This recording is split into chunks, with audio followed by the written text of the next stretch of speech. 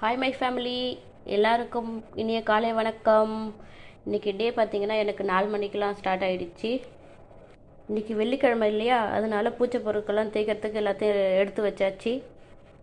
Side by சைடாக பிரேக்ஃபாஸ்ட்டும் செய்ய start பண்ணிட்டேன். இன்றைக்கி பிரேக்ஃபாஸ்ட் என்னென்னா கேழ்வரகு கூழ் தான் செய்ய போகிறேன்.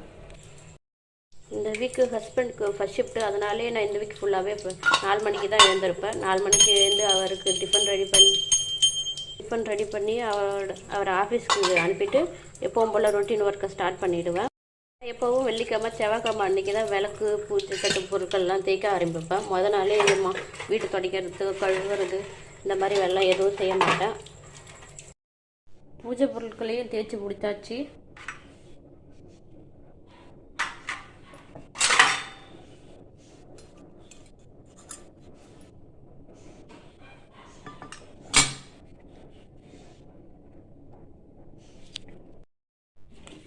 கூழும் ரெடி ஆகிடுச்சு.